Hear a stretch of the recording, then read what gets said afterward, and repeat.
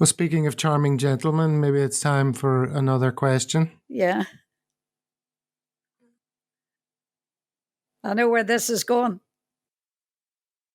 Hi, we're the Mackenzies. Louise, Ken, Malcolm, and Alistair. and our question for Lally is we want to know all about how she met Daddy, how they got engaged, their romance, their marriage.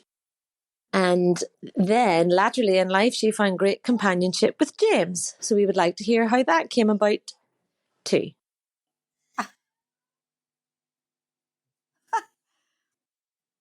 Well, there's a lot of answers there's nearly 2 questions there.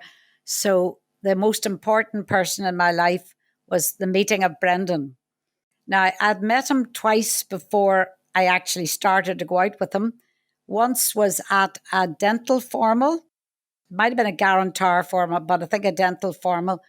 And I was with Michael McGill, and we had to shake hands with the president. Oh, no, it must have been Samalaki's old boy. Guarantor old boy, sorry. And he was the president, the first past president, because he was the first class that went into Guarantor because it was being started up to take an ease from the rest of the education. So he had gone from St. Malachy's as a boarder down to Guarantor as a boarder. And there were 7 of them did A-levels there, and they were known as the Magnificent Seven.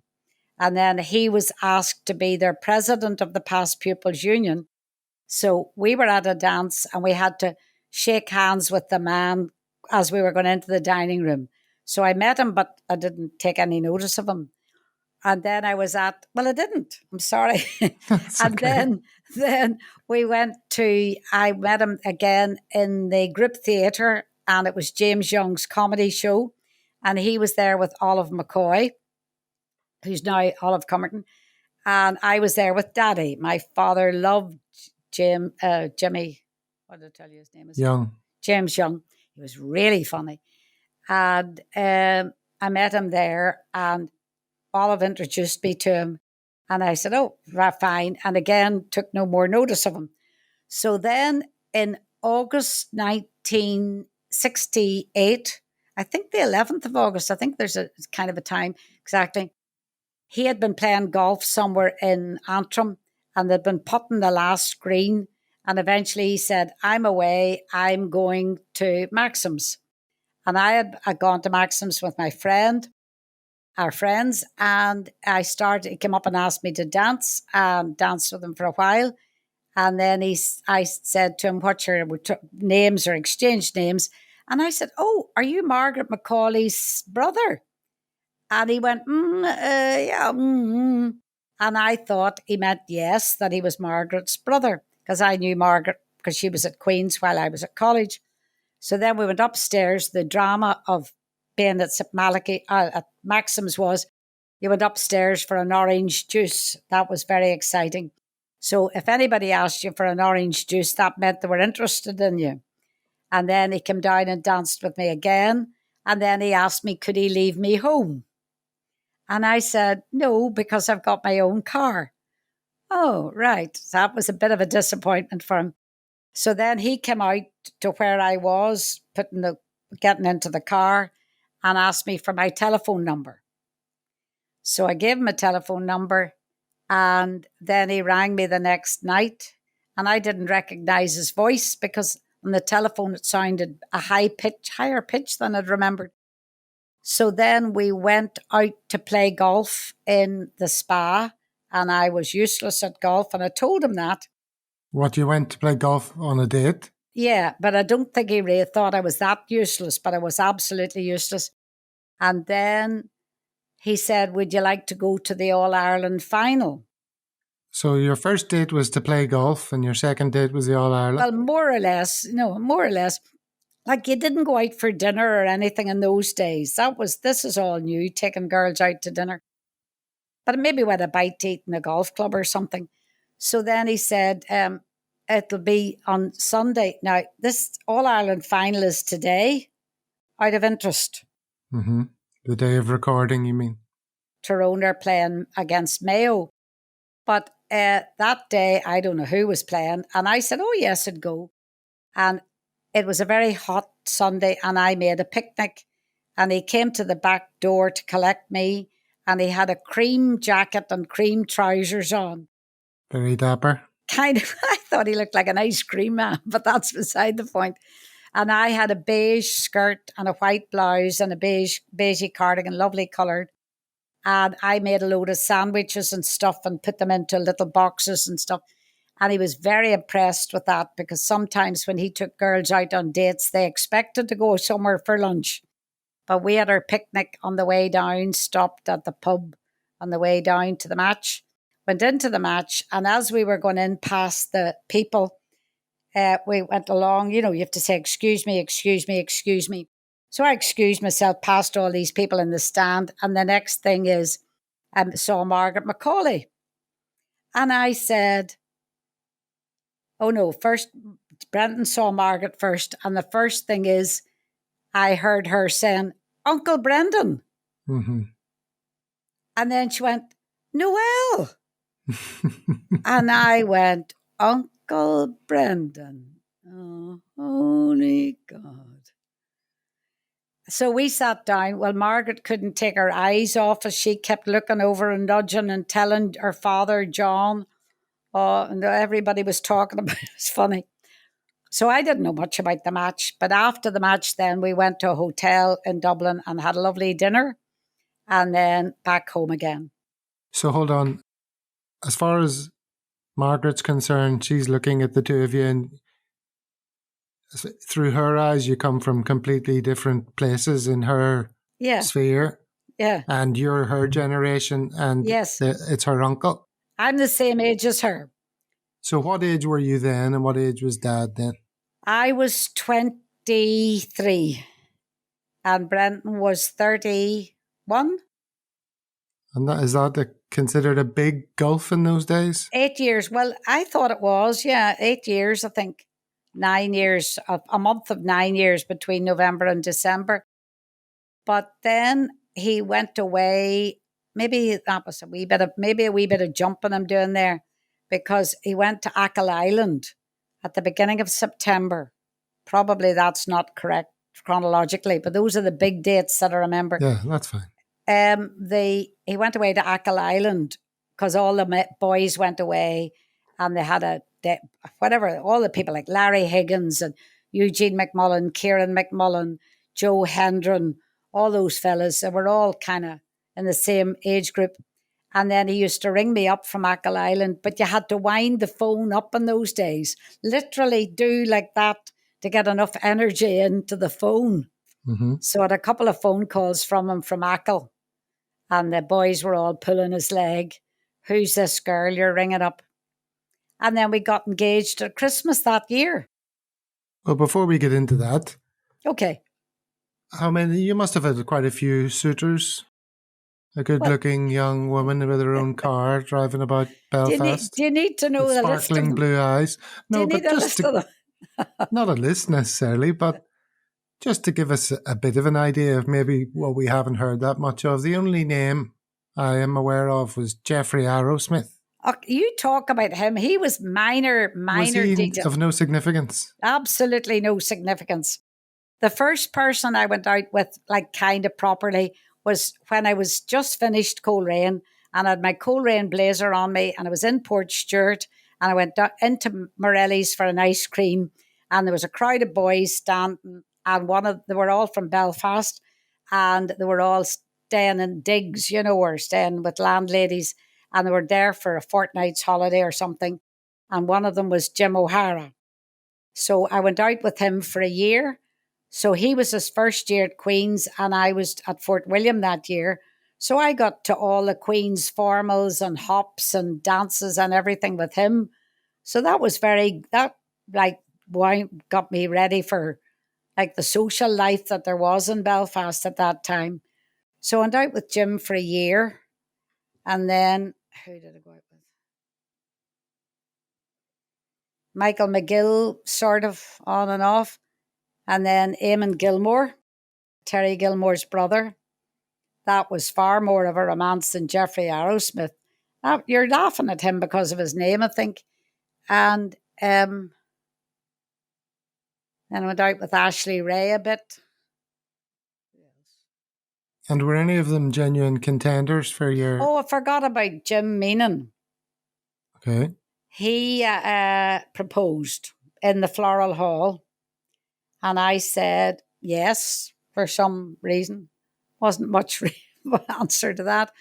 And they owned big furniture shops down in Belfast, but they were going very badly at that time.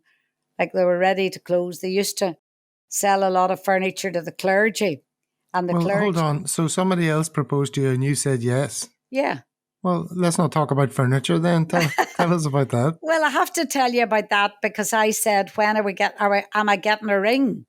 And he said, a suite of furniture would be better than a ring. What's the point in wasting money on a ring? And I sort of started to go off him very quickly after the proposal. So, and he was friendly with a fella called Michael Gallagher. So we had great fun with Michael Gallagher. And actually, Jim Meenan wasn't a lot of fun. Anyway, he's dead now, so that was that.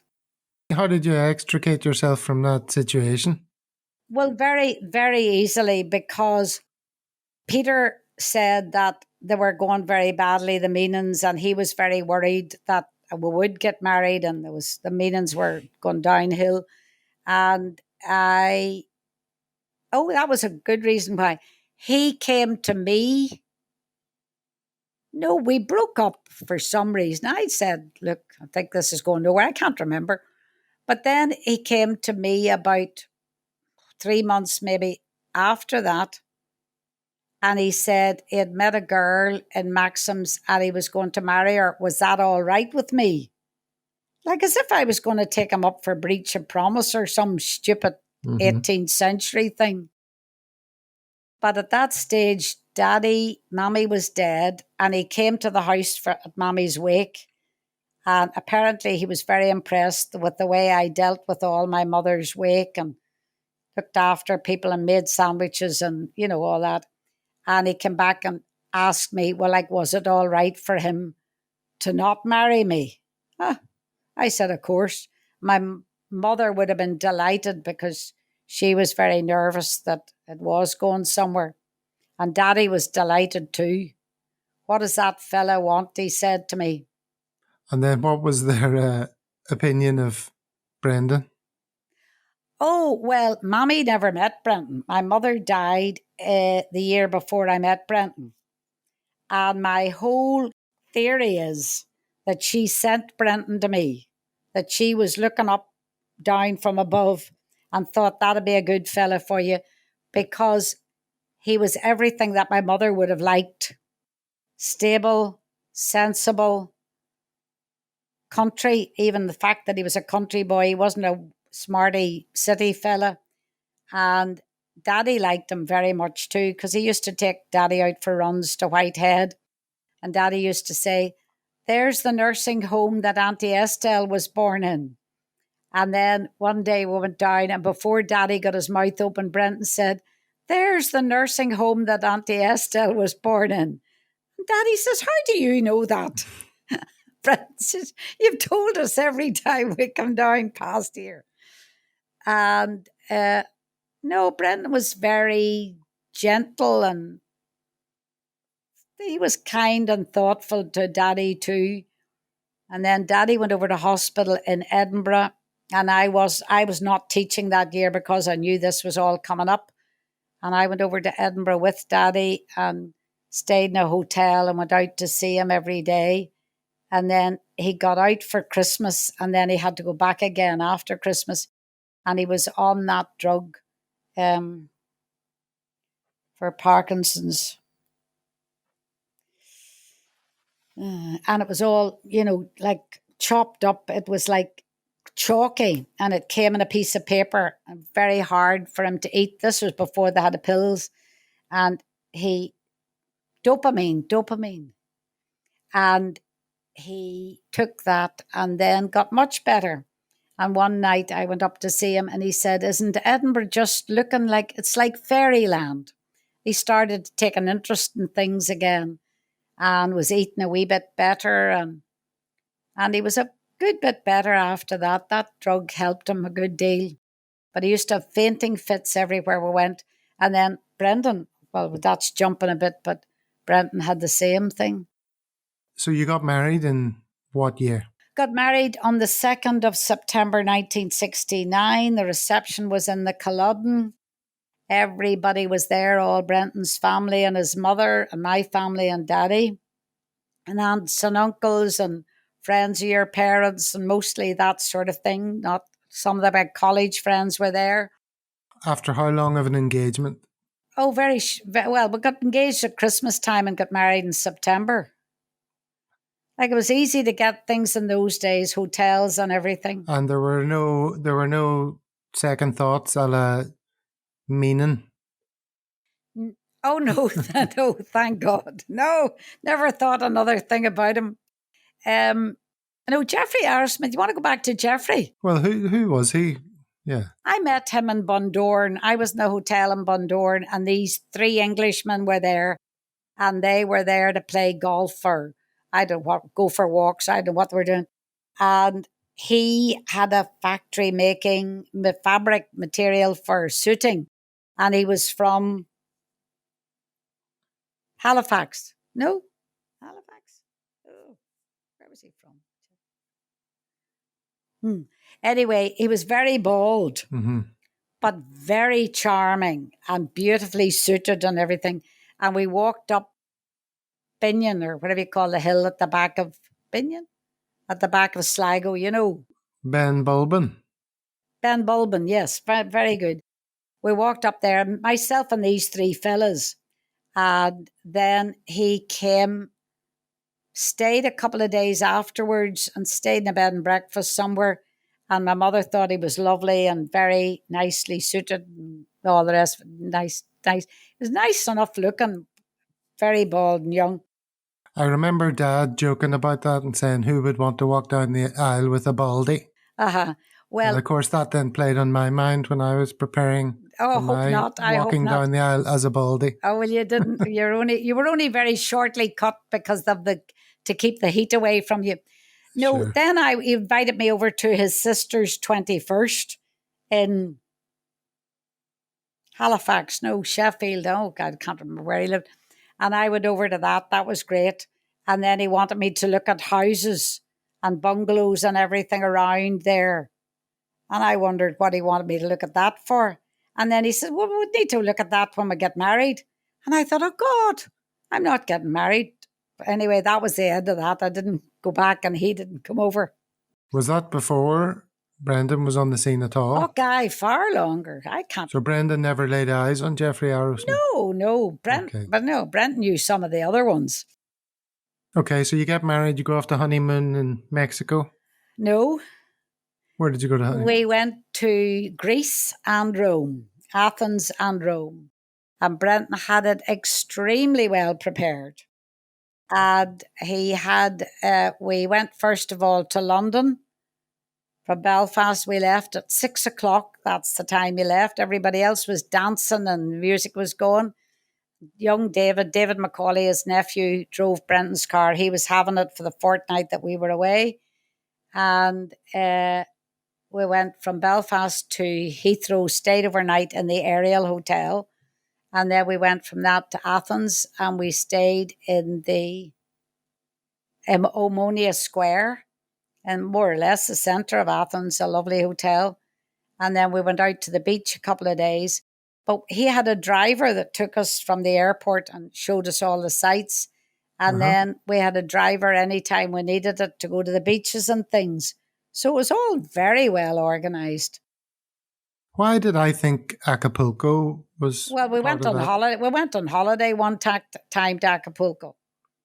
That was years later. Years later, yeah. We went from Miami. Went on a boat, I think, from Miami to Acapulco. But we only stayed a couple of days, and there was an earthquake then too. And whenever the swimming pool started to flap outside our bedroom window, and everything shook, and we jumped up and got dressed and ran up to the reception. And we said, "Earthquake, earthquake!" The room was And they went, oh, no, he's very small. Oh, very small. No worry. Yeah. It's not nice when you feel an earthquake if you're not used to it. No, we were very, very shocked. That's a good one, isn't it? Indeed.